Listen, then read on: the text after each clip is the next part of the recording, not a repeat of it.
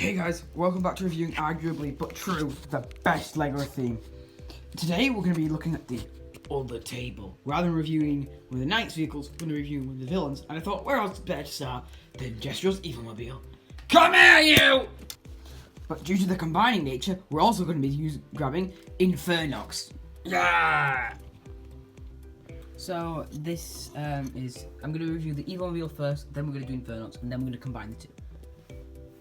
This is set 70316. It was from the first season of Nexo Knights and had 658 pieces. It has 2 minifigures of Giant Guy and a book. But I'm going to look at the hover horse first. So we've got Lance. Again, if you've been watching the channel, then you know we've already seen Lance. But it has his Lance that comes in this set is the best Lance that we've ever gotten because it's accurate to the show and he can actually hold it in that way, which is perfect. I have modified it slightly to use that piece, but wrong.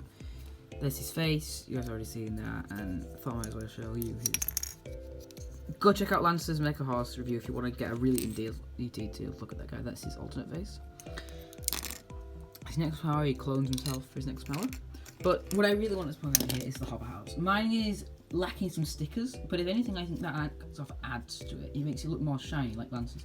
In the show, all the characters' armor have a bunch of scratches and little dents on them, whereas Lance's doesn't, and I feel like that can be carried over to his hover horse.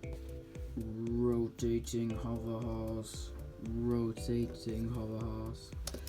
He uses the bike chassis piece thing and a jet engine at the back.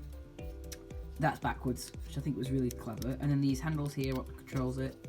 That's the spot for his lance. That is not in the set, but in almost every promotional image you see of the hover horse, it's built that way. So that's just how I build it, because it means he can hold his lance. And you know I was talking about a few videos ago where every Nexo Knight set has a place to store the weapons. This carries on to a build as small as this. Look, there you go. And it looks like it's actually jousting. I think Lance is the only character who ever actually used a hover horse in the show, which is really sad. They're really cool and it's a really big missed opportunity. So they all have the same colour scheme. It's just that piece, that piece, that piece, that piece, and those ones. They're swapped around for different colours of knights. For instance, there's Aaron's green, so obviously Lance is white, and also his colour's white. And there's how it actually holds on the hover horse. Every hover horse build is the same, just different colours, except for axles. But all they do is swap out the handlebar types, which I think is admittedly quite weak, but oh well. It looks pretty cool. I like the very organic-esque shapes of it, and it actually looks like it could hover, like that. The other minifigure included this set is Jestros himself. That's not his cape. When I review the Siege Machine of Doom, I'll show you what his cape actually is. This is the cape from the Troll CMF one, but it's accurate to the show, and also it doesn't crinkle as much. And it looks better. I'll review the book in a minute. So, Jestros is not the main villain. Book of Monsters isn't the main villain, so look at him first. It's just a book, and it's a bit. I think they should have come up with a new mold for him. But you can open him up, and inside there's Burnsy in there. It's a brown leather-bound book. No printing on the back, no nothing. It's alright, but I mean, he works, but I think the Cloud of Monstrox is better. And then here's Jestros. The staff is not at all accurate to the show. It looks nothing like this. But to come up with that, they're gonna have to introduce a brand new mold, and there's so many new molds for Nexo Knights that I can understand them not making a mold for that. He's got a really cool purple and red colour scheme, which would be perfect. Like, look at that. But if he had dual molded legs, then that would be perfect, because like that top bit could be red, the bottom bit could be blue, like it is on the front there. But instead, it just doesn't carry around to the back, and it still looks good. It still gives off that jester feeling, but it would have looked much better if they'd given him dual molded legs. I really like the torso, but I really like the torso detail. See, with the skulls on it and the rips, and then if we lift his cape up in the back, there's a skull missing, and then he's got this nice jester hat, not new for this figure, but new in this colour. This is the one thing I think they should have introduced in the new mold, because in the show he doesn't have those balls and it like sticks up half the time, like horns. He looks like horns. That would have been so cool to get. That would have looked better than this. Like I'm fine with them not introducing a new mold for the staff. I can get behind Book of Monsters being that piece, but they really should have introduced a new helmet. We can't help that now. It's been 8 years since this theme was released. There's his face. It's very evil. But he looks like that because he got the Book of Evil. He's got very bad teeth. He looks British. No, just kidding. It's Welsh people that have bad teeth. Then he looks scared, which I think is fitting as well. He's just got a really disgusting face. It's really cool. Doesn't fit his character much, but oh well. Yeah, and the way that works, the way the staff works is you get the Book of Monsters, you open him up to a page, and you wave the staff over. He says something in rhyme, which I don't think he has to do, and then his backs will come out. Anyways, this is Sexual Evil Mobile, and we've already reviewed Burnsy in the video, so let's look at the Sparks. We've already compared Sparks and Burnsy, so go check out my review of the Tower Carrier. But Burnsy attaches to that, and he's supposed to pull it. In the show, it's Burnsy and Sparks, and I prefer to have infernox pulling it when I display it half the time. Most of the time, sorry, because I don't believe no matter how strong Sparks is, that he can carry all that. Also, I've modified the chains a bit. I've added that gold one, just so that it can actually connect to infernox. So I'll remove Sparks for this bit. There we go. And then you pop off the chains. And here you have Sparks, our magma monster. He was the first big magma monster. Him and Infernox were the big ones, and Burns really slightly. He's got that one giant Cyclops eye, which I think looks really cool. And if you look, the actual eye has basically no expression to it. It's just a big eye, just a minifigure head. Yet it's this helmet that gives it all the expression it has. Like, look, it looks so angry. He comes with this scythe thing, which is pretty cool, and I have modified his hand a bit. There's supposed to be a clip there, and his thumb isn't supposed to move, it's supposed to look like that. He's got wings, which I feel like is really funny because he can't fly, and pretty good articulation as well. You know, he's got knees, and then ball joint, mixel joints, and go like that, out in. Pretty cool. His hands are the same, but unlike Burnsy, there's no giant shoulder pads to get in the way of his articulation. When I first bought the set, Sparks was not the first thing he built. I was in Australia and I wanted the Fortrix, and my cousin, because they live in Australia, we were staying there for Christmas. My cousin got the Fortrix, and I was really disappointed because I wanted it, and I got the Evilmobile. Not this one. It was a different. It was I rebought the set a few years later, and Sparks was not the first thing you had to build, and I wanted to build Sparks. So my cousin said, "Oh, you could just skip ahead and just go back and build it." And I felt like that was so illegal when I did it. I felt like I would get in trouble for doing that, building it in the wrong order. I felt like something would go really wrong, but it didn't. And then I brought Sparks. My figure is missing a sticker there. You can see where it's supposed to be. They're like magma stickers, because the seller I bought it from does not know how to apply stickers, and you will see this on a lot of builds. It's the same thing for the Rumble Blade, which I'm regretting reviewing because of the very poor quality of the stickers. So just keep in mind this. I like his toes and the feet. Yeah, and then there's a little clip there for him to connect to the Evilmobile. Here's the Evilmobile, and that's where he's connected to. And I just want to show you. See those giant wheels? As you move it along, the mouth opens and then pulls back. You roll it, and it goes like that. Oh, that's stuck on the chain there. Let me pull it by the chain. You see that? That is such a cool play feature. And it works because this wheel here is not connected, whereas this one is. And if you look, I'll turn this one. So not only does that bottom jaw go up and down, but the saw blades in the prison spin around. I'll show that from the back. So, pretty cool build. And as you can see, it's half black and half red. I feel like Jestros should have been, the purple should have been black. But there's a mouth there. Oh, I'm missing a treasure chest, right? So there's a treasure chest here, and the idea is that the knight would come up, land there, get out, and walk across to get the treasure chest. But ignore what happened. But they open it, and there's nothing in there. And then this ladder over the prison can open up, and they can fall in, and then they die. Which is really cool, and that reveals a mouth, and I prefer to have it without the chest. There's these catapults here on each side. Use the rock boulder piece thing. That was, I think, introduced for rock raiders. And you can push that. Well, not what it is. Push that and they go flying. And then there's like a castle wall piece there. And I really like this head here. They can articulate. You can lift it up and down. Yeah, this is a really good set. As you can see, it rolls pretty well. So I only got 2 wheels, but it does have a little cheater wheel underneath there. To allow it to roll. There's some prison bars there, and if you can open that and you can see inside. Yeah, there's a skull there. If a prisoner was in there, he would not be surviving for too long, given those giant blades that are spinning around in there. One thing I want to point out is this is really cool construction in here.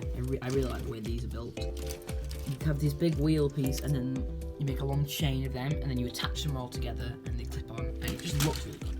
There's one black, one white.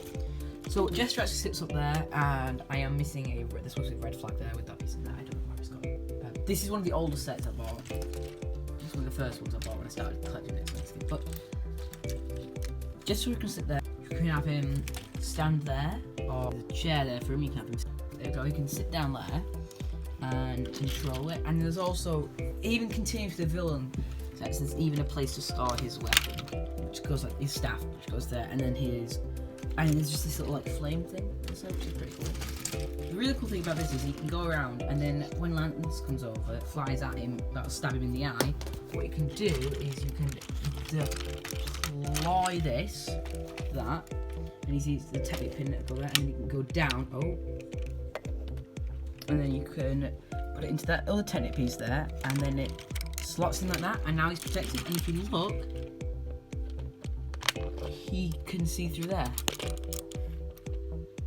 So that's really awesome. The way they integrated it is perfect, and it's just like that. I will admit, I keep bringing this up a lot, but it is not really accurate to the show. In the show, it's much bigger. Those holes there are it's like a mini castle. There's a giant platform up there, there's stairs. None of this is there. It's a bit disappointing. Like I say, Burns and Sparks both pull it. But I think it's good enough for time. If they'd have made it the size of the Fortress, would have been the better idea. I think it would have been much better. But what I really like in the show though is Goblins go in there and help it spin faster, which I think is so unique. Once again, there's that opening up. So yeah, let's see Mobile. And then we have set 70325, Infernox captures the Queen. This set has 253 pieces and was also released in the first season of Nexo. So the minifigures in this set is, first take a look at, is Aaron. He comes with that shield, but also this really cool blazer bow. And it's got this fire nexo coming out of it, but this was a brand new bow piece, and I'll show you it. I'll take these off, and it looks like that, and it has 2 studs there and that piece, and I think this was only ever used in Nexo, and you can push down on that, and it fires this little bolt. Now that fires much more powerful than a regular stud shooter, so be very careful with that. So I wish that the other knights had got new weapons. I mean, Clay did, and Aaron did, but Lance, Macy, and Axel didn't. I mean, Axel didn't really need one, and Macy didn't, but Lance probably did. Lance probably should have had some new pieces. But anyways, and here we have Aaron. He is my favourite knight. I like Aaron. I like Yeen. I used to have an Aaron watch, and this boy at school broke it because he tried to slap me multiple times, and then I tried to stop him, and he grabbed my wrist and then pulled, and my Aaron watch broke, which is sad, and because that was vintage. Sort of, not vintage yet, it's 8 years old. Anyways, he has this visor that doesn't cover his whole face. His mouth is shown, which is really cool. He's an archer, so it's an archer visor. And there's I think it's the smallest visor of all the knights. Maybe, no, Clay's smaller. But there's like an antenna there. And what I really like about Aaron is he uses his shield like a hoverboard. So he sits on it like that, and then he flies around, and it's so cool. And it's really fun to watch on the show. And that's why these shields were designed in that way, with that there. It was used in season 3 and 4, but they never used that connection in 1 or 2. Well, no, they did once in the King's Meg, actually, yeah. But it was designed for this first. And his symbol is the fox. I'll take off his armor to show you. So he's got the dark grey armor as opposed to the light grey of Clay and Lance. And his colour is green. He's got chainmail and plate, which I think is quite cool. Like I say, he's a fox. He's orange and green. But there's a bit of one thing I don't like is that that's regular green, whereas that's lime. His colours don't really match. In the Arrow Striker, it's the same thing, but I think there's green and lime. I always think Aaron's green, not lime, but like Lloyd should be olive green. Let me check out that's his colour, gold. Pick a colour or power. Anyways, there's his face, and he's actually supposed to be a reference to the first ever freckled Lego minifigure. If you look really closely, he does have freckles above his mouth and a little beard chin thing, and some really expressive eyebrows, and then an eyebrow notch, sort of like Jay's. This one's again what I was talking about, expression. This is the most expression I've ever seen out of a Lego character. Look at that. Okay, that. I was talking about this. Lance and Aaron have the worst alternate faces. Lance's and Aaron's are fine, they fit their personality, but there should have been an angry face, like a more shocked face for Aaron, or like a face with his mouth open. He's like, yeah, would have been great. Because to be honest, that face doesn't fit in the show, and any hairpiece you want to add just covers up his eyebrows. I don't really know why they chose to do that, but I like the printing. So Aaron also comes to the hover horse, which is the same build as last time, but it's got that on each side, and it's rotated, so that what you can do is you can get his bow, and then you can put it there, and it clips on, and then you can fire at anyone who's in the way. Like children in the road, in the hover road, you're like, get out of the way! Anyways, it's got lime colours, and I like to angle it like that because it would go very fast. The lime doesn't fit with the colour. Aaron's Rock Climber is a good example of this. They also feel like the Stone Destroyer, which is there. That's the worst colour scheme. No, that's no colour scheme. But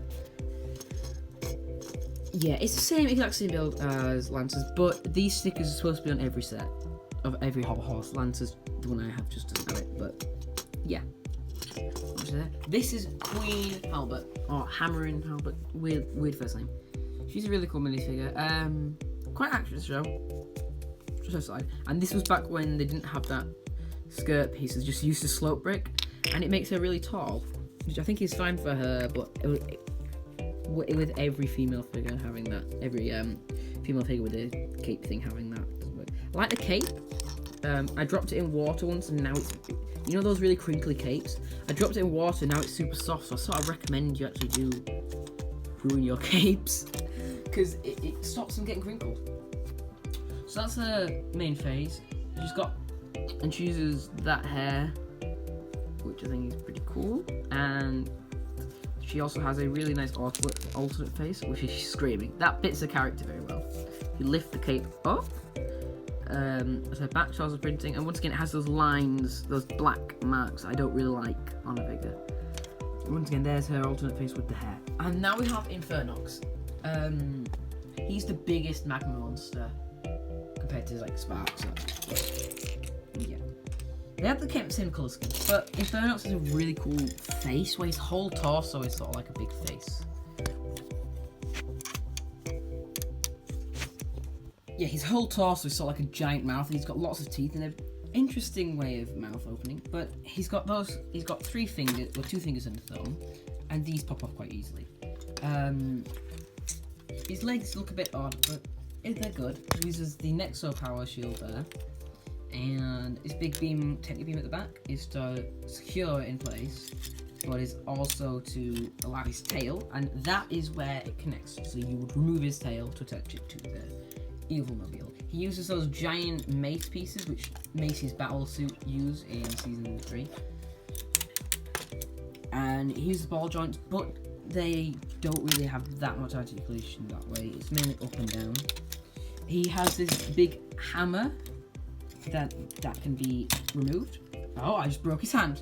There's his hand, and not very stable connection actually. I built something wrong, but it can. That piece can connect there, and this is weird. It's a hammer, but it's also got a goblin disc, a disc shooter. So you push on the back of it, and then you can fire out a goblin, a flat goblin, which I always love them. It's very short, but I'm sure it's a great person for this type of character. But the main feature of Infernox, you can spin it around. Main feature of Infernox is that his mouth can open up, and the set is called Infernox Catches. His finger just popped off. You see what I mean about the finger?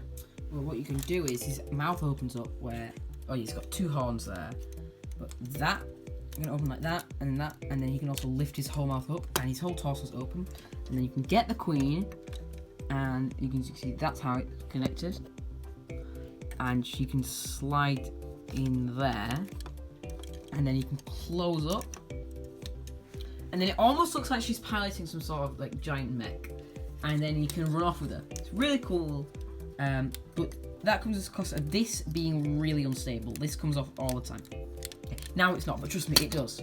The whole build doesn't feel that sturdy.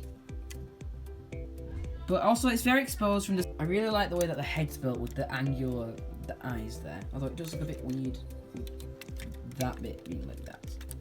But mainly, I want to show you the combining feature of it. Connects like that.